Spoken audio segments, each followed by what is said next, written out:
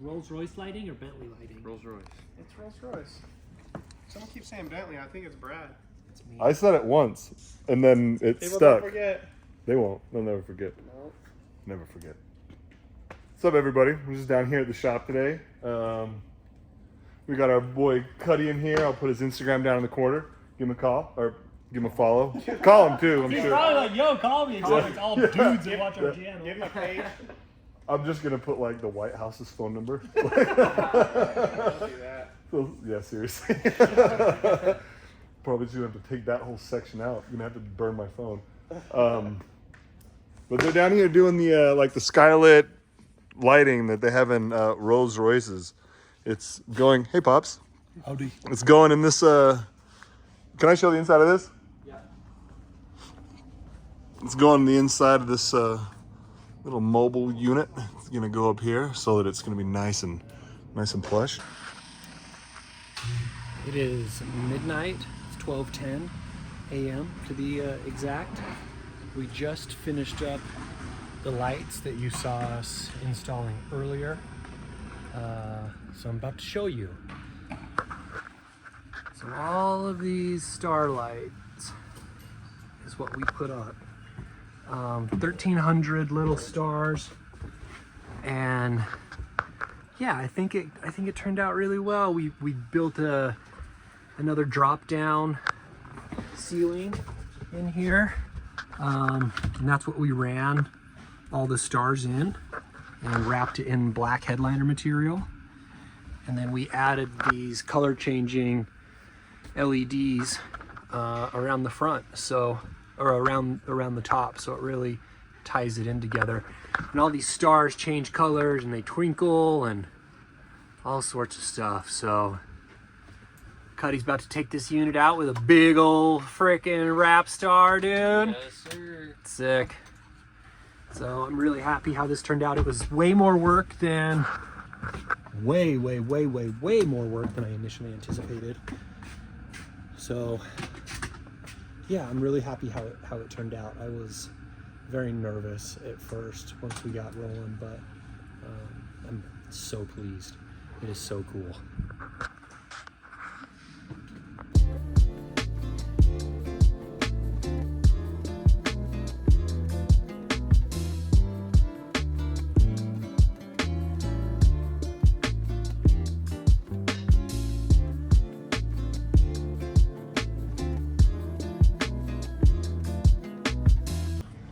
So Cuddy owns some buses that he rents out, and he also has these sprinters that he does like little tours with artists with.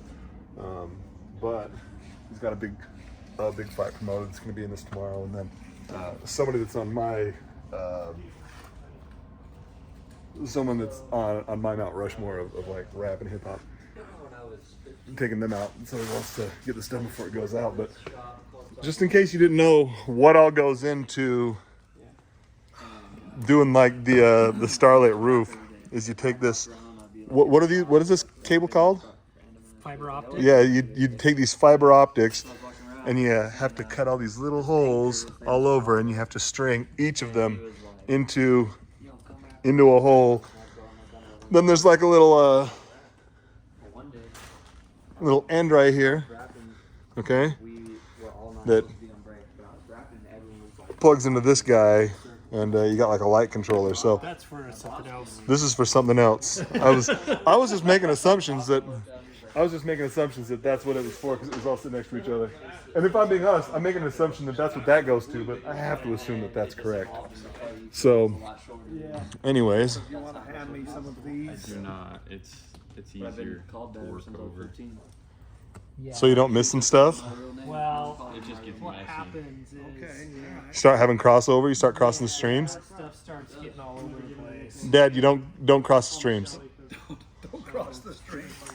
The streams.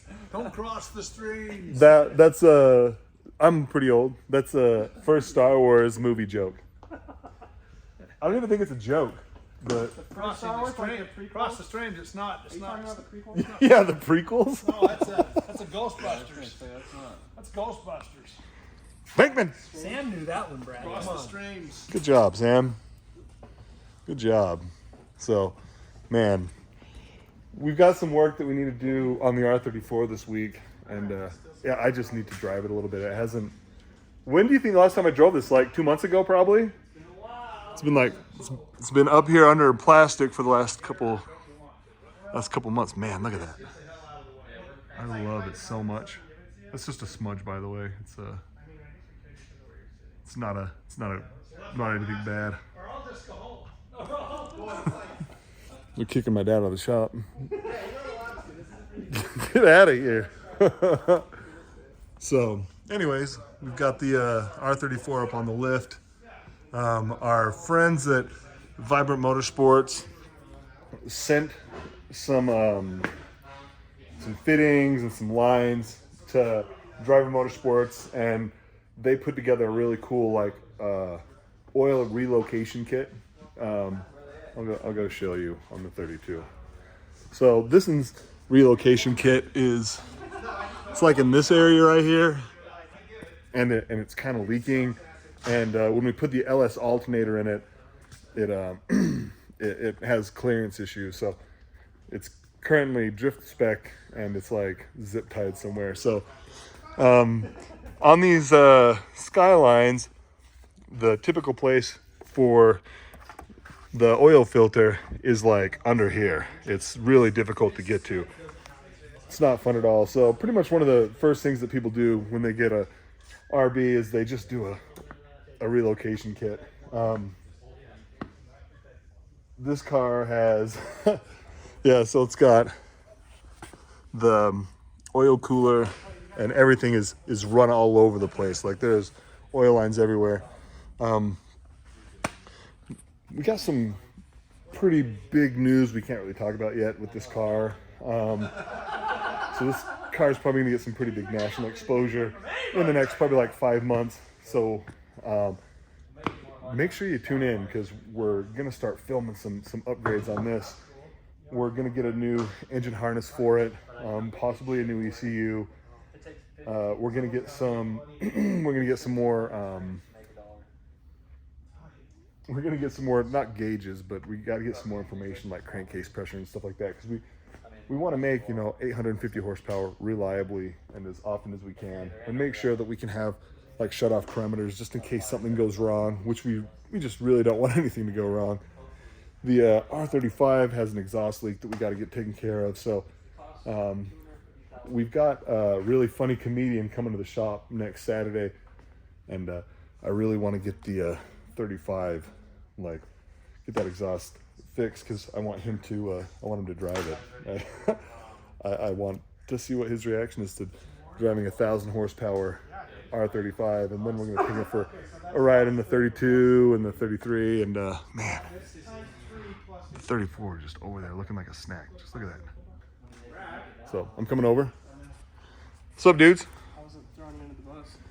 No pun intended. What are you up to, Pops? Poking little holes. Just poking little holes, just working here away at this fun project. I have never been cussed at.